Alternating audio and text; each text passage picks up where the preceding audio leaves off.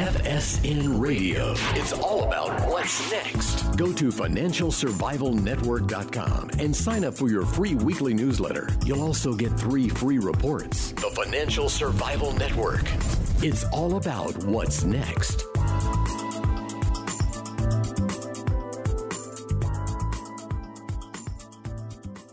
When it comes to individual rights, when it comes to infringements upon your rights, probably the worst program ever passed, the Affordable Care Act, or as we affectionately like to call it on the Financial Survival Network, the Unaffordable Care Act, is the worst of the worst.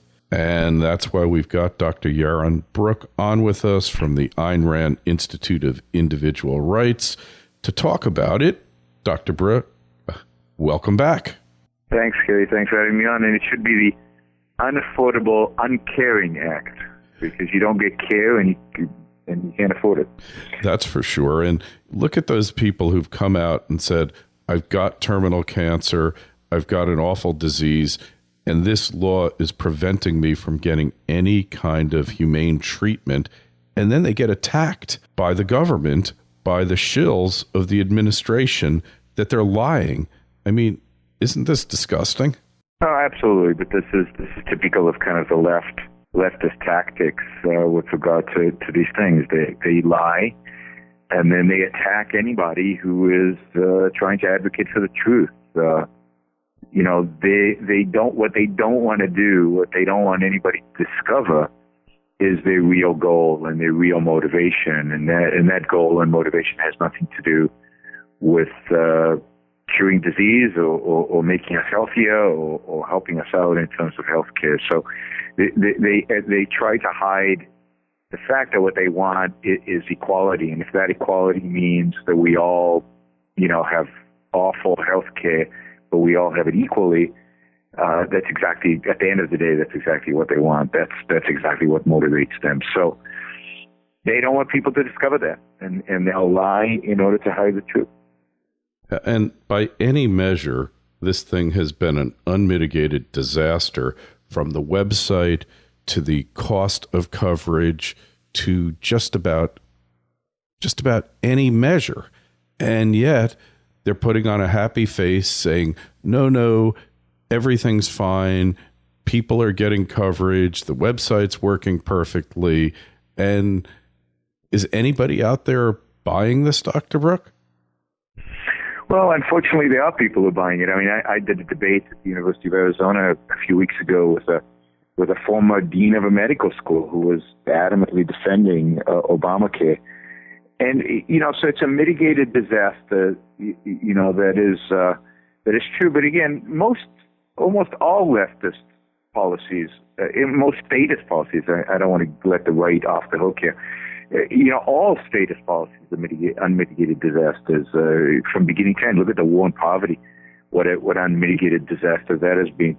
And yet the advocates for these statist policies will defend them to the death. They'll lie. They'll do whatever they can not to give up control, not to give up power. And one has to remember that again, in the end, I don't think they care if it's a disaster.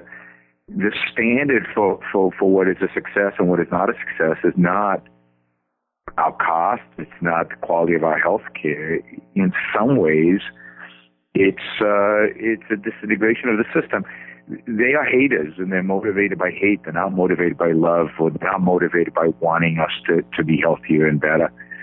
I think Obamacare was always structured to fail, because I think what they really want is single-payer universal health care, and they're going to blame, as Obamacare kind of spirals out of control, the left is going to come out, and I think this will happen soon. The left will come out and blame us all on insurance companies and say that the administration has the best of intentions, and then those evil private insurance companies have undermined everything they've tried to do, and those bastards, continue to seek profits. And the only solution to the American healthcare system is to drop insurance companies, because they're just wasteful middlemen anyway, and to adopt government health insurance. And they'll pitch it to the American people as a much simpler, much more humane thing. You don't have to think about co-pays and premiums and what deductible you want. The government will just cover everything for you. And that's the end game. That's what they want. That's where we're heading. And I think they'll get it, unfortunately. And you have to understand the whole debacle, which is Obamacare, in the context of what is it that they really want. And I think you'll start seeing them pitching universal health care in the next couple of years, certainly by 2016, the next presidential election. And the people are going to really fall for this, huh? The citizens. Well, I think they will. I mean, I know maybe I have a low view of the American people. I think they will. People say that over 50% of Americans don't like Obamacare, and that's true. But what they don't tell you is a certain percentage of those, 10, 20% of those 50-something percent, don't like Obamacare because it didn't go far enough in socializing American healthcare. So I think today there's probably a majority of Americans who would like universal health care. I mean, it's scary. It's unfortunate. But I think the left is very clever, right? You create this Obamacare monstrosity, which keeps a semblance of private health care, right? The doctors are still getting paid and there's still insurance companies and everything. And then when it fails, you blame the last remnants of freedom for its failure. And they've done this over and over and over again, and they've been successful every time. So why would we assume that the American people are suddenly going to wake up and say, no, we don't, this is horrific? I think people are suckers for this thing, unfortunately. And as sad as it is, we on the liberty side have not gotten the word out, have not educated enough people to really oppose this. I had a discussion with a congressman, a Republican congressman, somebody who considers himself a conservative. And one of the things I gave him a hard time was the expansion of Medicare under Bush in 2002, where they expanded Medicare, the biggest expansion of the welfare state since Johnson. And this is a Republican House, a Republican Senate, a Republican president. And his answer to me was, oh no, we just added, this prescription medication benefit for seniors. Every civilized country in the world has a plan for seniors to get their medication. And that's true. America was the only country that wasn't providing that. Good for America. But isn't that the same argument for socialized medicine? Every civilized country in the world today has socialized medicine. And I think Republicans are going to vote for this. At the end of the day, I don't think they have an argument against it. So that we'll probably get a two-tiered system where you have the so-called rich you'll be able to buy private insurance, and everybody else will be covered by Medicare. They'll expand Medicare to cover everybody. So that's my pessimistic assumption, view of where we're heading, and the reason for it. We just haven't made the case for why capitalism and why freedom and why liberty and healthcare and everything else is both works and is moral and just and good and fair. Yeah, and it's really a shame because that once it goes to single payer and once the government pays for everything, it's going to wind up like Canada, right? Yeah, and what's interesting is that Canada, at least in some places in Canada, is starting slowly to move in the opposite direction. They're actually starting to privatize certain sections of the healthcare system because the Canadian system is not working. So in many respects, Canada is becoming a much saner place than the United States. I mean, I am hoping desperately for global warming so that Canada becomes habitable, so maybe we can move over there. Yeah, that could be a good thing. Toronto, if it was had a climate like Miami, might be a nice place to be. It would be beautiful. Yeah, absolutely. And they have a lot of very fertile land under all that ice up there. Maybe we could actually grow some food up there once things warm up a little bit. Well, we can only hope. I don't understand this argument against global warming. I view it as a plus. I mean, I would much rather have the global warming than cooling. Yeah, especially after this winter, for sure, right? Yeah, exactly. But look, unfortunately, we are heading towards the kind of the socialist European Canadian model, and the tragedy is that today, if you have insurance in the United States, you have the best health care in the whole world. If you have cancer, if you have heart disease, there's no better place to be. There's no place that you're more likely to be cured or to live longer than the United States. And yet we're throwing that away for what? For in the name of for power-seeking, politicians, and in the name of a morality that says, and this is really what drives Obama, a morality that says that you have to sacrifice in the name of equality. You have to give up your good health care so that other people can get mediocre health care, so that everybody can get, mediocre health care. And that's exactly what motivates them. What motivates them is a hatred of success, a hatred of the good, a hatred of inequality. And you see that. That's why are they bringing up this inequality issue? You didn't build that. All these issues are there to knock down success, to knock down ability, to knock down wealth, and to bring us all into the mediocrity of egalitarianism. Well, it's actually not mediocrity. It's the pathetic state of egalitarianism. Yeah, and I want to talk more about this up next, this mediocrity, this egalitarianism that the left so strives for, and they're achieving all over the world, whether it's in the U.S., Europe, or elsewhere, on the Financial Survival Network. When your accountant wants tax-free income, this is what he does. Accountants know the law. They also know that any American could legally get paid up to 3 times per month, 100% tax-free. That's 36 tax-free checks each year. It doesn't matter what you make already. This simple strategy could work for anyone. Go to www.irsrevenge2.com to learn how. That's irsrevenge2.com. We're back with Dr. Yaron Brook. So, Dr. Brook, what is it that the left is really after when you strip away all the niceties, all the income inequality, all the we're trying to help people, we're trying to make your life better? What do they really want? Well, I think what they really want is to destroy success, to destroy wealth, to destroy ability.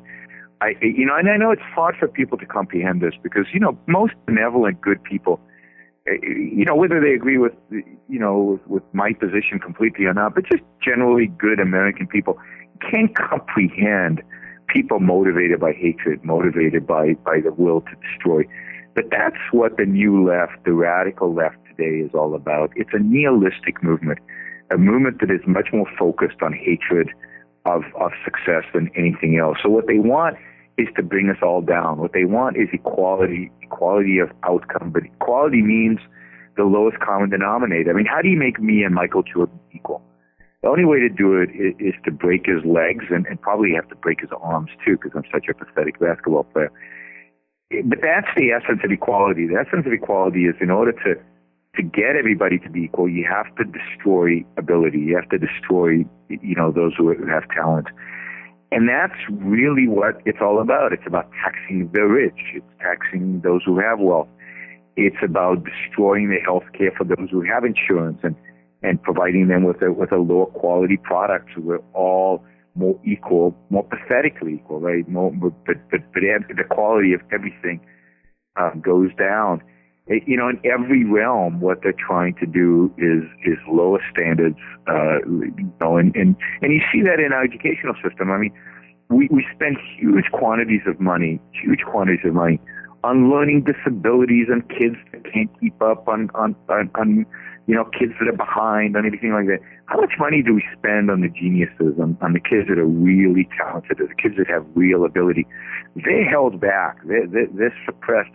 And if you think about it, all human progress is really a consequence of the hard work of the geniuses, of the kids who have real ability, of the people who go above and beyond. And those are the people in our society today that we want to hold back, that we resent, that we envious towards. And this is really the essence of the philosophy of egalitarianism, of the new left. And in that sense, they're much worse than socialists. I mean, I cringe when people call Obama a socialist. That's way too much of a compliment for him. Socialists at least believed in some vision of a happy humanity, of success. Of, they were wrong, and the philosophy ultimately is evil. But they had some vision that was positive of human beings. The new left, the egalitarian left, the nihilistic left, has no positive vision to offer the world. It's all about the negatives. And One example of this, if you want to get into it, is the whole discussion of minimum wage. I mean, this is a perfect illustration of what the left is really about, because the minimum wage is a disastrous policy for the people that they claim to care most about, which are the unskilled, poor.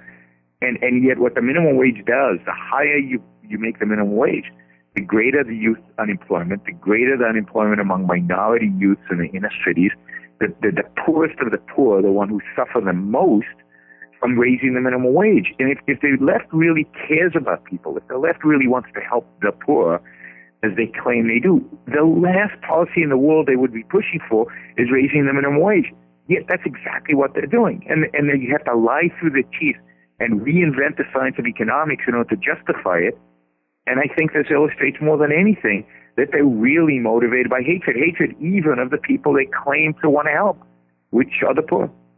Yeah, that's remarkable, because if there's one policy that's been proven over and over again in countless studies going back to the end of World War II, it's that the minimum wage, when it's increased, kills jobs, and jobs among the people who can least afford to lose them, and the people who benefit most from entry-level jobs.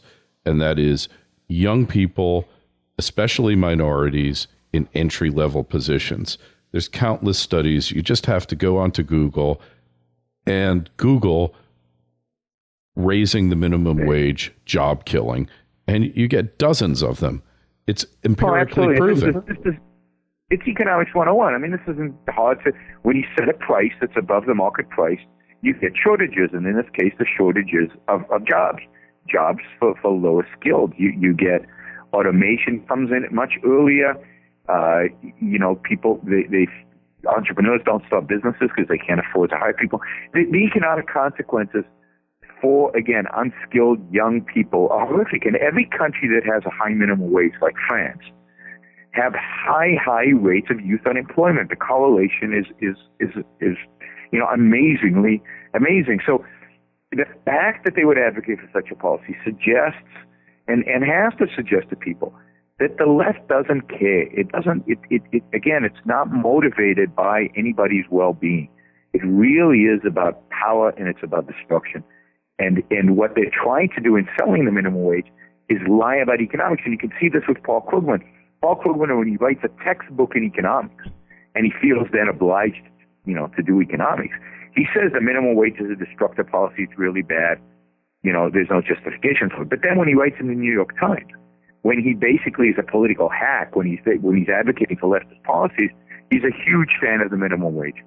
And this is exactly what the left does. They lie through their teeth in order to get their policies across, and they know they're lying, and that has to suggest to people that we have to think about what motivates and we need to stop being so benevolent towards the left. The left is far more vicious than what we attribute to it. Yeah, and they're really not the left. That's the first thing. We should stop calling them the left. All right, they're far more insidious, and like you say, their motivations. They're the totalitarian collectivist group parading as the left, because I think the left is different. The left is like the peace-loving hippies who are really co-opted by this group. Well, I think the peace-loving hippies are the same thing as this group. I mean, if you think about when this whole ideology came to the forefront in the United States, it was during the 60s. It was the student rebellion. It was, and that, in spite of the fact that I would be anti the Vietnam War, that whole anti-war movement that occupied campuses and so on, it was fundamentally a nihilistic movement. And it's today where we have our first president who is from that generation, where we have, our intellectuals and our professors and so on, all were from that 60s nihilistic hippie generation. If you look at Woodstock was an illustration of that nihilism, the worship of filth and dirt and anarchy and destruction.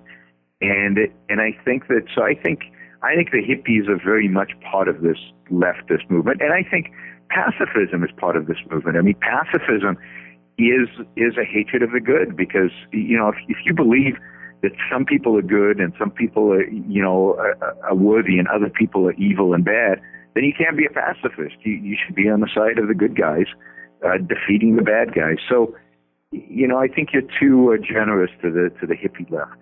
You think everything is black and white, but some people maybe are too stoned out to know the difference, or too detached from the reality of things to really be part of it, you know? Some people are too stoned out to know the difference, sure, and they suffer the consequences because it's important to know the difference. But there's no question there are people who are way in the middle, but what human fate of humanity are the black. Well, I don't know.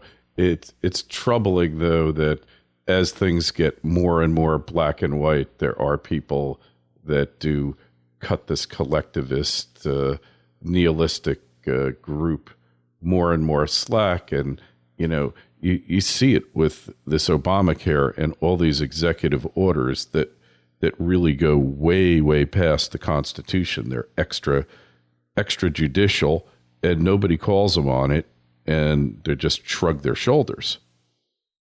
And nobody calls them on it because the Republicans want to have the same power when they get into the White House. So it really is the statists, both on the right and on the left, are salivating over all of this. Because, yeah, maybe the right doesn't like Obamacare, but they, you know, when they get into power, they'll use these executive orders to do the stuff that they want, to violate our rights in different ways. So unfortunately, the political world that we live in today is a very scary one, and one that is not friendly towards individual rights and towards individual liberty. And I fear for the future of this country. What I've advocated, said on your show many times. I mean, what we need is a real kind of intellectual revolution. And we need to wake up the American people to the fact that this country is being destroyed by both political parties, primarily by the left, I think, right now. But the right is not, the Republicans are not presenting a cohesive, coherent alternative to what Obama is doing. And that's a tragedy. And it is a tragedy indeed. So we want to find out more about you, your events that you're holding, and other information. Where do we go? Well, I encourage people to go to our website. We just launched a brand new website. I think you'll find it interesting and kind of, and it's pretty cool. It's aynrand.org, AYNRAND.org. Or you can also go to ARI.aynrand.org. And there's a lot of new content there. There's a list of all the events and regular blog posts that come out on a regular basis. And if I can add, go buy my book, Free Market Revolution. If you want to know what this country really needs, Free Market Revolution, it's available on Amazon or anywhere else. Absolutely, and I've got the book. And thanks so much. It's been too long. We'll talk with you again soon. Be well. Sounds good. Anytime. Thanks. FSN Radio. It's all about what's next. Go to financialsurvivalnetwork.com and sign up for your free weekly newsletter. You'll also get 3 free reports. The Financial Survival Network. It's all about what's next.